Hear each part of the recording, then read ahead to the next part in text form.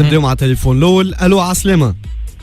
مرحبا. معنا دونك حمدة مرحبا بك. انت واحد من الاولاد اللي يمثلوا مسرحيه حاله نفسيه اللي باش تتعرض ان شاء الله نهار 16 افريل في دار الثقافه جرومبيلي. فوالا دونك حمدة لو كان تحكي لنا اللي باش يجي يتفرج دونك حاله نفسيه شنو باش يشوف فيها؟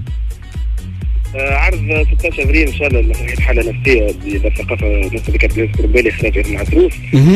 هو عرض تحضيري المهرجان الاقليمي اللي باش تشارك فيه المسرحيه بعد ترشحها من خلال المهرجان الجهوي. المسرحيه كما سبق وحكينا في جينا بحثيه كرامي. ان شاء الله الجمهور باش يشوف قصه باهيه، باش يشوف اداء باهي للممثلين. القصه شنو اللي باش يشوفها والاداء معناها؟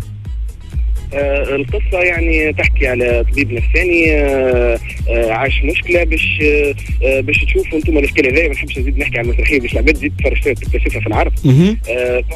باش يجي اللي باش يجي يتفرج مش باش يكتشف القصة هو باش يشوف الأداء تاع الممثلين، وانا ما باش يشجع المسرح في جرومبيلي خاطر المسرحية باش تمثل ولاية نابلس في المهرجان الإقليمي. دونك دعوة مفتوحة للناس الكل تتوجه لدار ثقافة جرومبيليا 16 افريل.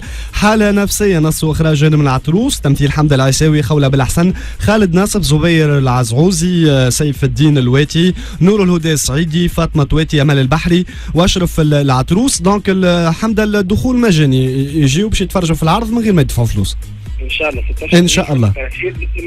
فوالا دونك للتذكير العمل هذايا كان توج في المهرجان الجهوي باش يمثل ولايه نابل في المهرجان الاقليمي. مع كل التوفيق لكم يا حمده، وان شاء الله نجيو ونواكبوا العرض، وان شاء الله يتعدى عرض حلو برشا. ونحن ديما مع العروض هذه المسرحيه خاصه كي تتالق ونادي المسرح في دار الثقافه جرومبيليا كانت توج معظم ذكروا ثلاثه جوائز في المهرجان الجهوي، احسن عمل، احسن ممثله، واحسن مونودرام. حمد العيساوي شكرا ليك.